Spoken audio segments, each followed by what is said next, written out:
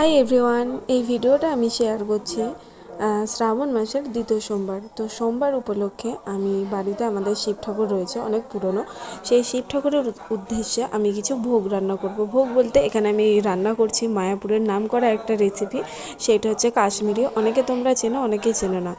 আর একটা হচ্ছে fried rice করব। তো চলো তোমাদের সঙ্গে কিছুটা আমি শেয়ার করি।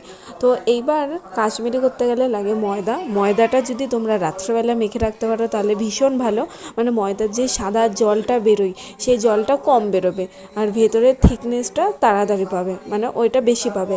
তো আমি রাত্রেবেলা ভিজাতে পারিনি, সেই জন্য সকালে ভিজিয়ে রেখেছিলাম। সকাল 6:45টার দিকে ভিজিয়ে রেখেছি এবং 11টার দিকে আমি এটা ধুচ্ছি, সেই জন্য মোটামুটি ভালোই পেয়েছি। তো এটা দেখো এত ধুতে হবে, ধুতে ধুতে ভিতরের একটা সাদা মানে রাবার লেয়ার মতন আসবে, সেটা যতক্ষণ না আসে, না পরিষ্কার জল বেরোয়, ততক্ষণ এটা ধুতে হবে। আমি অনেকবার ধুয়েছি, অনেকবার।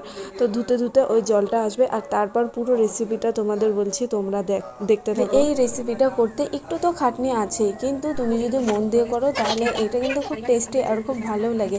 মানে নিরামিষ পদের এই একটা ভালো বেশ একটা খাবার। তো আমি খুব ভালোবাসি, আমাদের বাড়ির সবাইও খুব ভালোবাসে, সেই জন্য আমি ভাবলাম আজকে শিব ঠাকুরের উদ্দেশ্যে এই ভোগটা করাই যেতে পারে। আমি বাইরের কোনো মন্দিরে জল ঢালতে যাচ্ছি না, আমাদের বাড়ির শিব ঠাকুরকেই দেবো। তো এর মধ্যে ইচ্ছা আছে অন্য কোথাও যাওয়ার, আর পরপর দেখতে থাকো। আর এইটা হচ্ছে আমাদের উপরের রান্নাঘর, মানে পুরো টোটালটাই এটা হচ্ছে নিরামিষ। যা কিছু দেখছো সব নিরামিষভাবে আমি সব করছি। তো তোমাদের কেমন লাগছে তোমরাও জানিও।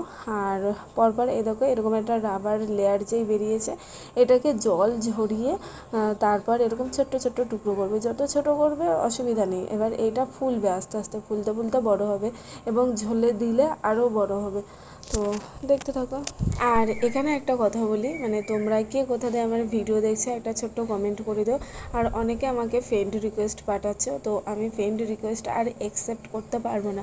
তোমরা আমাকে ফলো করে নিতে পারো, তাহলে আমার সমস্ত রকম ভিডিও তোমরাও দেখতে পারবে আর আমার সাথে থাকতে পারবে। তো চলো এবার শুরু করা যাক। আর আমি পরপর দেখো সব ভেজে নিয়েছি, তোমরা তো দেখতে পারলে। আর ওইদিকে রাইসের চালও হয়ে গেছে, ওইটাকেও উপর দেবো। দিয়ে এই তেলের মধ্যে আমি সব ফোড়ন দিয়ে দিলাম, দিয়ে একে একে আলু দেবো। আলুটাকে ভেজে নিয়ে পরপর ওর মধ্যে কিছু ক্যাপসিকাম কুচি, কিছু টমেটো কুচি দিয়ে আমি ভালো মতন করে ভাজবো। আর আলুটাকে তেলে দিয়ে যত ভাজবে আলুটা লাল লাল হবে, হাফ ওতেই সেদ্ধ হবে এবং তরকারিও খুব ভালো লাগে খেতে। আর বিনস কাটা, ওটা হচ্ছে ফ্রাইড রাইসের জন্য, ওটা ফ্রাইড রাইসে যাবে।